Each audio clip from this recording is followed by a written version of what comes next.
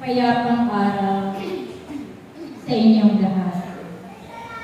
Naway ang bawat isa ay magbigayan ng kapayapaan.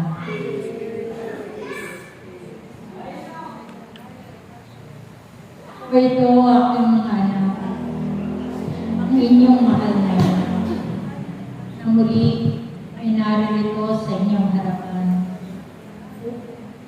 upang kayo'y samahan. Papalat kayo sa araw na ito, kayong mga nakinig ng salita ng Diyos, at kayo'y muling naririto upang pakinggan ang mga aral at turo ng Diyos. Tandaan ninyong lagi, aking mga anak, ang pakikinig ng salita ng Diyos, nawa ito ay isabuhay ninyo sa inyong mga buhay.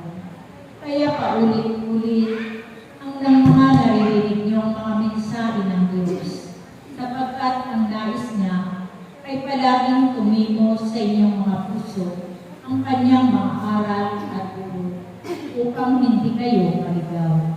Tandaan ninyo, aking mga anak, na kayong lahat na tinawag ng Diyos, kayo'y mahalaga sa Kanya.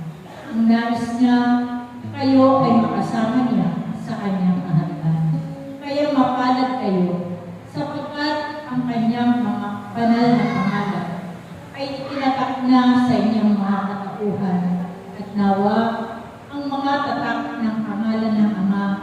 nawa ito ay pagliwanagin ninyo sa inyong buong katauhan upang makilala ang kanyang pangalan sa sanlibutan.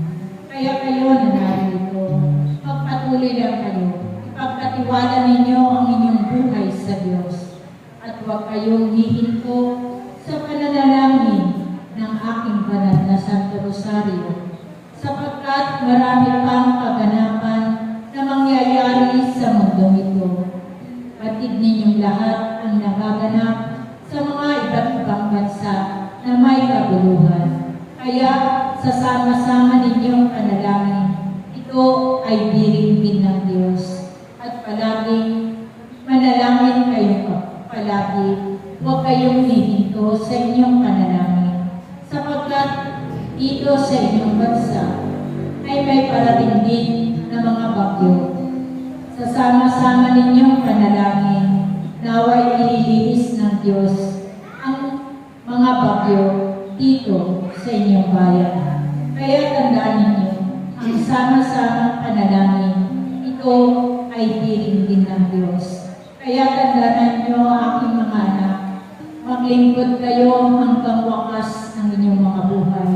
Patuloy kayong sumunod sa kalooban ng Diyos at naway sampalatayanan ninyo ang mga naririnig ninyong mga mensahe ng Diyos, sapagkat ito ay totoo at hindi kasinungalingan.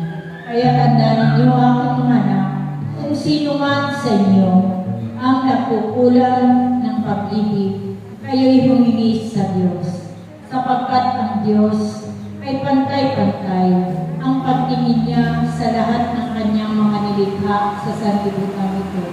Kaya nawa, kung sino man ang nagkukulang ng pag-ibig, kayo'y humingi sa Diyos, sapagkat ang Diyos ay pag-ibig.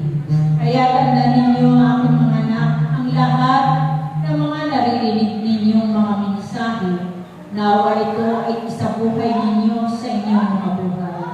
Sapagkat hindi kayo makakarating doon sa kaharian ng Diyos kung hindi ninyo isasabuhay ang kanyang salita. Sapagkat ang nakakapasok sa kaharian ng Diyos ay ang sumusunod sa kanyang kalooban. Kaya tandaan ninyo, aking mga anak, ang mga aral at turo ng Diyos, ito ay isabuhay ninyo at isapuso ninyo. Salamat sa inyong lahat